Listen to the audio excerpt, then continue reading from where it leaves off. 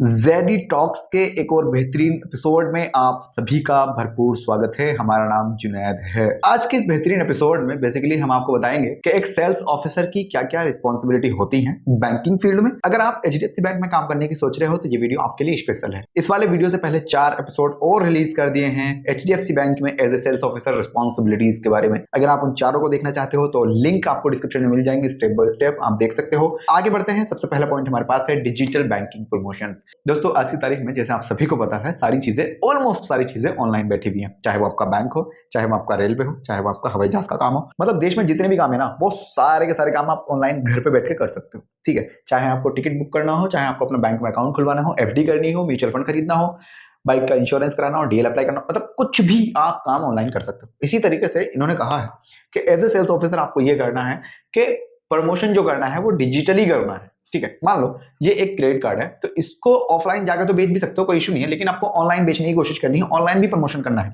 इसके बारे में लोगों को ऑनलाइन भी बताना है। ठीक है, तो ये एक काम रहेगा। सेकंड इंपॉर्टेंट काम ये है एज ए सेल्स ऑफिसर आपका बहुत सारे आप प्रोडक्ट सेल करते हो बैंकिंग फील्ड में, तो उन प्रोडक्ट्स के फीडबैक आपको जरूर से इकट्ठे करने हैं और जो लोग उन प्रोडक्ट्स पे काम कर रहे हैं आपकी टीम के अंदर, आपके ब्रांच के अंदर, आपके बैंक के अंदर, उनके साथ उसको साझा करना है। ठीक है, जैसे मान लो इसकी जो पैकिंग है, इसके अंदर जो फीचर्स हैं या इसके अंदर जितनी भी चीजें हैं वो मैंने बनाई हैं। मेरे सेल्स ऑफिसर का ये काम है कि इसको बेच के आने के बाद जो भी क्लाइंट से रिव्यू एंड रेटिंग मिल रहा है वो मुझे आके बताए। जैसा देखो क्लाइंट ने बोला है कि ये वाला बटन यहाँ ना होकर के यहाँ होता तो ज्यादा बेटर होता।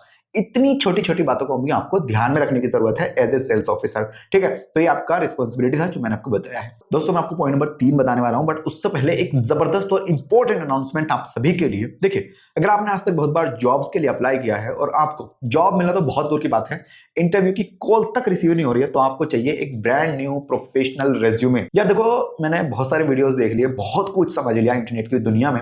ज्यादातर लोग यही कहते हैं कि आपके पास रेज्यूमे अच्छा होना जरूरी है। कल मैंने एक लिंक्डइन पे पोस्ट डाली थी, वहां पर मुझे 800 लोगों ने कमेंट्स किया। 800 में से किसी 40 से 50 लोगों को मैंने मेल करने के लिए बोला कि मुझे मेल करो। भाई लोगों को ना ईमेल लिखना नहीं आता है, पहली चीज। दूसरी चीज, मैंने लोगों को बोला कि आप अपनी मेल में मुझे रेज्यूमे जरूर भेजना है, पोर्टफोलियो भेजना। लोगों ने अपना रेज्यूमे भेजा, मैंने उनके रेज्यूमे देखा। 40 रेज्यूमे से, कसम से बोल रहा हूँ, झूठ नहीं कह रहा हूँ, 40 रेज्यूमे में से मुझे एक रेज्यूमे ऐसा मिला जो मेरी रिक्वायरमेंट में फिलफिल हो रहा था। हायरिंग तो बहुत दूर की बात हो गई, उस रेज्यूमे में जितनी चीजें मुझे चाहिए थी ना, कि कहां से है, मोबाइल नंबर कौन सा है, ईमेल कहां पर है, लिंक्डइन पे क्या कर रहा है, कौन सी चीजों में कितना एक्सपीरियंस है, भाई सिर्फ एक रेज्यूमे मुझे मिला। मोरल ऑफ द स्टोरी यही है कि आपको अपने रेज्यूमे को सही से बनवाने की जरूरत है। ठीक है, तो प्लीज मेरी रिक्वेस्ट आपसे यह है कि इस वाले कॉन्टेक्ट नंबर पर आप कॉन्टेक्ट कर लो। हमारी टीम इसके पीछे काम कर रही है, एक अच्छा प्रोफेशनल बढ़िया according to need, according to requirement हम आपको रेज्यूमे बना करके देंगे। जैसे आपको बैंक के लिए रेज्यूमे चाहिए तो हम बैंक के लिए बना के देंगे। आपको कहना कि नहीं बैंक के साथ साथ मुझे फाइनेंस की जितनी भी कंपनी है वहां पे अप्लाई करना है, ठीक है, वहां बना देंगे। आप कहोगे कि नहीं नहीं मुझे आईटी सेक्टर में जाना है, मैं तो इंजीनियर हूं, ठीक है भैया आईटी के लिए बना देंगे।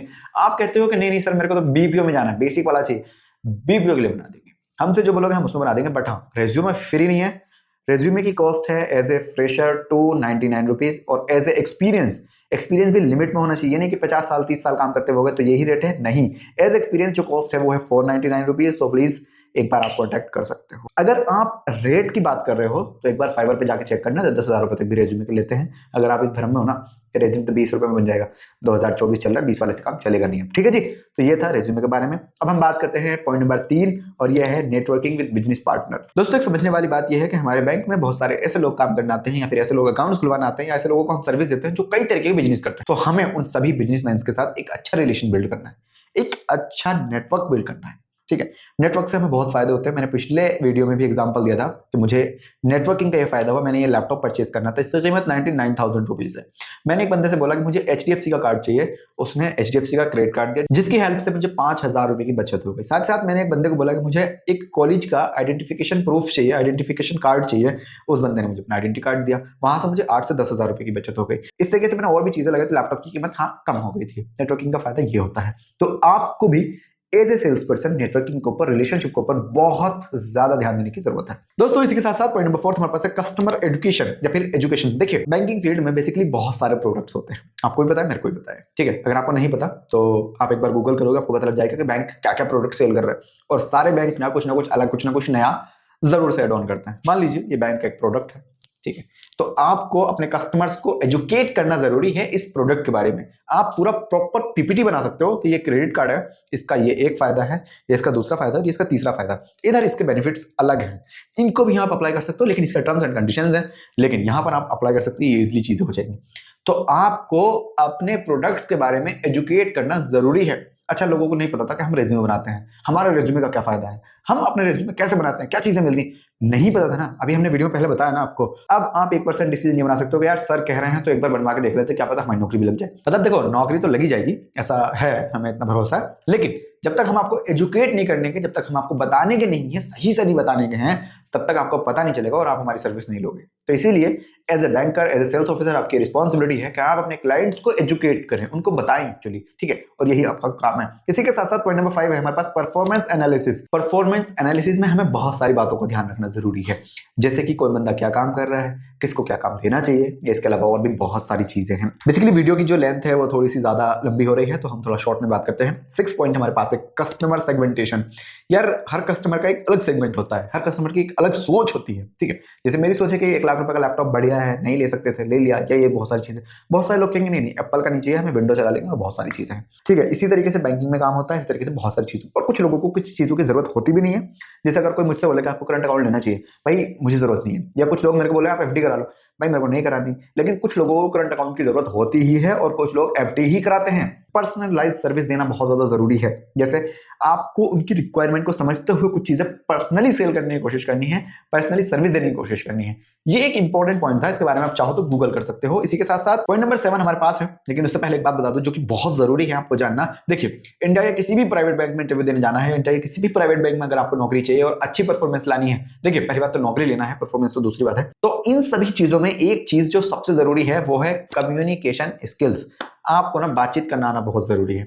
एक्चुअली इंटरव्यूअर यही देखता है कि ये बोल कितना पा रहा है, और सेल्स के फील्ड में बोलने का ही काम है। तो आपको अगर बोलना सीखना है, बात करना सीखना है, बातचीत करना सीखना है, परफॉर्मेंस कैसे लेकर आते हैं ये सीखना है, प्रेजेंटेशन स्किल्स सीखना है, तो हमने इसके ऊपर एक किताब लिखी है जिसकी कीमत 49 रुपीज है, ठीक है। फटाफट से जाइए, first link in the description box, आप जाके उसको परचेज कर सकते हो। दोस्तों इसी के साथ साथ पॉइंट नंबर 7 हमारे पास है सेल्स ऑडिट। यार हमें ना उन सभी प्रोग्राम्स में या फिर उन सभी ऐसी चीजों में हिस्सा लेना चाहिए जहां पे हमें थोड़ी सी शर्म आती है, हमें थोड़ी झिझक होती है। मान लो मैं आपको इसका एक एग्जांपल देता हूँ। मेरी कंपनी में जहां मैं पहले काम करता था, वहां पे मीटिंग्स होती थी, तो मुझे ऐसा लगता था कि मैं तो अभी यहाँ पे 3 महीने हुए, मुझे मीटिंग में क्या ही जाना है, या मैं मीटिंग में क्यों ही जाऊँ, ठीक है।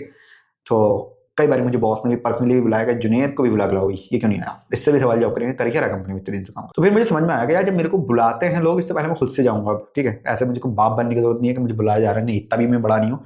फिर मैं खुद से जाने लगा, मैंने टीम के साथ बैठ के बातें करनी शुरू करी, प्रेजेंटेशन देना शुरू करा, तब जाके इतना कॉन्फिडेंस बिल्ड हुआ है। तो दोस्तों आपको किसी भी चीज में से पीछे छुपने की जरूरत नहीं है यार, आगे आओ, ठीक है। तो पार्टिसिपेट करना है आपको, इंटरनल और एक्सटर्नल जितनी भी सेल्स की ऑडिट्स होती हैं, जो चीजें होती हैं, उनमें आपको पार्टिसिपेट करना। इसके बारे में भी आप चाहो तो गूगल कर सकते हो, मैं आपको लिंक दे दूंगा भैया डिस्क्रिप्शन में। यानी कि 8वां काम हमारे पास है कंटिन्यूअस लर्निंग। यार ये जो बात है ना बहुत इंपॉर्टेंट है, आदमी को हमेशा सीखते रहना चाहिए।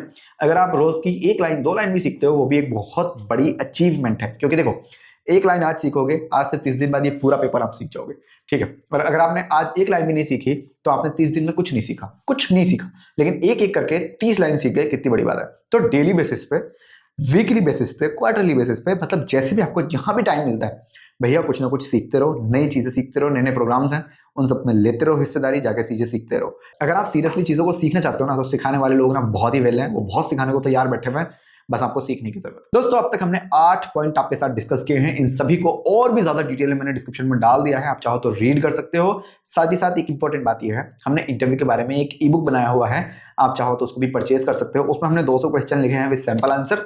तो आपको अगर नहीं पता कि बैंकिंग में कैसे बात करते हैं, कौन सा क्वेश्चन पूछे जा सकता है, किस क्वेश्चन का कैसे आंसर देना होता है, क्या ट्रिक है, क्या टिप्स है, आप एक बार हमारा ई बुक परचेज करो, आपको वो सारी चीजें आराम से मिल जाएंगी, और शायद आप इंटरव्यू आराम से क्रिएट भी कर लें। तो फटाफट से जाइए, सेकंड लिंक आपको मिलेगा डिस्क्रिप्शन के अंदर। दोस्तों एक इंपॉर्टेंट बात ये भी है कि अगर आपको इस वीडियो के अंदर कोई भी कमी लगी है, या फिर इन रिस्पॉन्सिबिलिटीज में आपको कोई कमी लगी है, आपका कोई सवाल है, आप कुछ पूछना चाहते हो, चाहे इस वीडियो से रिलेटेड है, किसी चीज से रिलेटेड है, आपके लिए मैंने कमेंट सेक्शन ओपन किया हुआ है, आप पूछ सकते हो। साथ ही साथ इस वीडियो के रिगार्डिंग आपका फीडबैक मुझे चाहिए, तो प्लीज अपना फीडबैक देना बिल्कुल भी मत भूलिएगा। दोस्तों अगर आपने अभी तक चैनल को सब्सक्राइब नहीं किया है, तो प्लीज सब्सक्राइब कर देना, और अपने दोस्तों के साथ हो सके तो शेयर कर देना। मेरा नाम जुनैद है, इस वाले वीडियो में फिलहाल थैंक यू।